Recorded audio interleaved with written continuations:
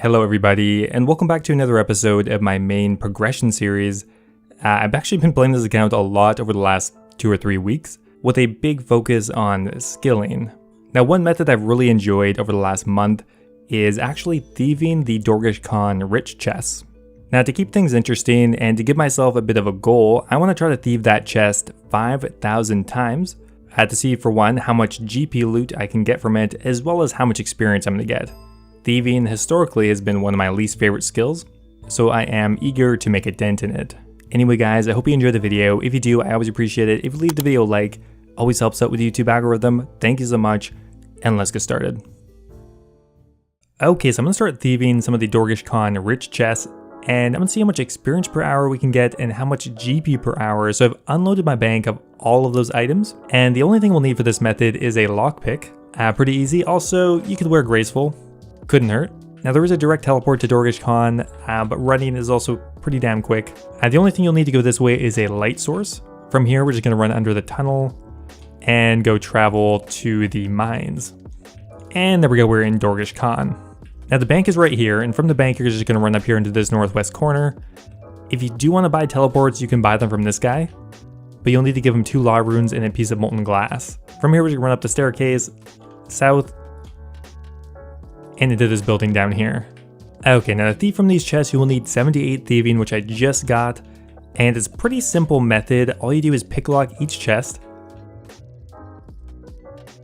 and after that you're just going to hop to another world. They take a long time to respawn, so it's definitely in your best interest to hop around, and you'll need to do that to get the highest experience rate. So I'm going to do this for an hour to begin with and see what the experience rates look like. Well, I am very surprised. We already have another thieving level coming in here. This is way quicker than I originally thought. We are getting about right on the nose 200k per hour. And this method is extremely AFK compared to pretty much any other thieving method. And if you decided you didn't want to bank any of the loot, you could probably get up to 220k or 230k, something like that.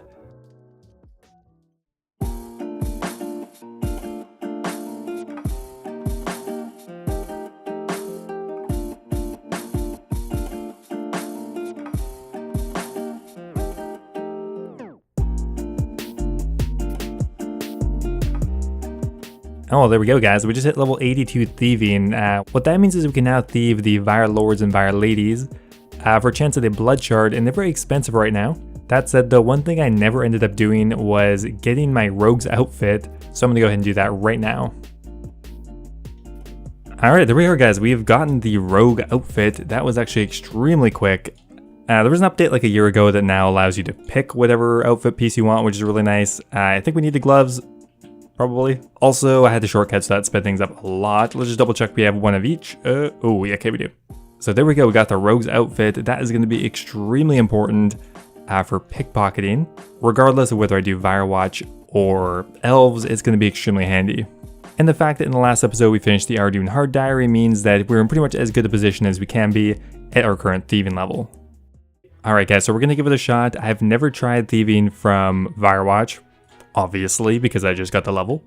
So we got the full rogue's outfit right now. Ideally, you'd have a thieving cape. Again, obviously, I don't have that. So we're wearing a farming cape just because, well, it's kind of a convenient teleport to a bank, somewhat. Alternatively, you could just bring house teleport tablets, not a big deal. We have the Firewatch clothing just so we don't get attacked when we first go there, and the Draken's medallion, of course, for the teleport. So I'm going to go ahead and test them out for a while, see how much experience we're getting per hour, most importantly. And see if we can snag ourselves a blood shard. Right now they're worth 8 mil each, and keep in mind if we get a blood shard drop, we get it doubled. So that's about a 16 mil drop we're looking for. That said, they are dropped at a rate of 1 to 6,000, so it's going to take a little while. After doing this for an hour, I ended up getting around 115,000 experience per hour, which is kind of low. A couple things I could definitely improve on. If I were to bring Cerudomin brews versus just bringing wines or sharks, I think I could definitely increase my XP per hour pretty notably. Obviously that would cost more, but in the end we'd be still making a lot of money. Even at my current thieving rate, I think I'm probably still getting like 1.5 mil an hour on average. So it's definitely a good method. That said though, I'm getting nearly half of the experience rate I was getting at the Dorgesh-Kaan Rich Chest. So I think I might wait till I'm a bit of a higher thieving level before I start doing this method more seriously.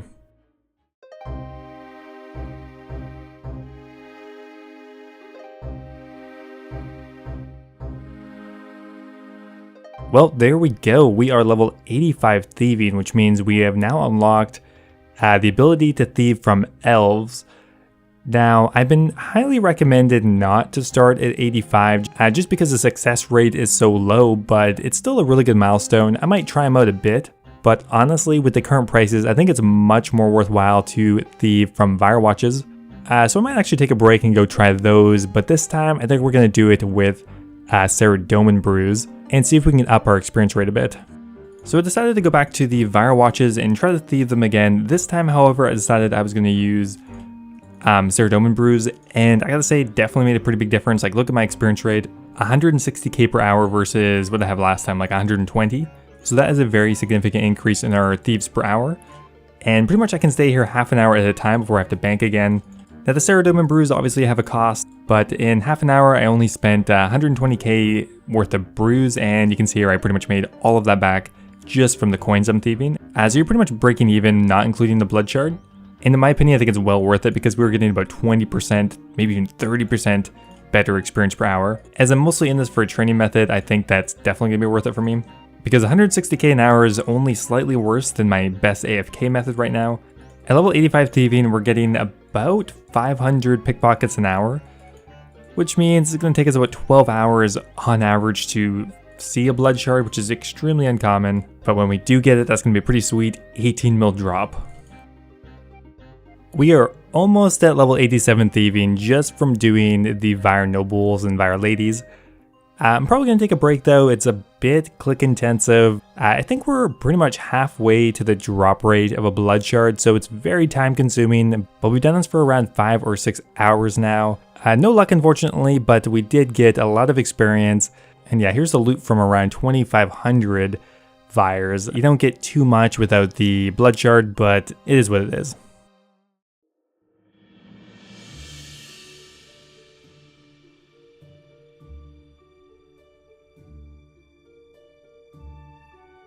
Well, finally, we are done with roughly our 5,000 thieves of the Dorgesh-Kaan Rich Chest.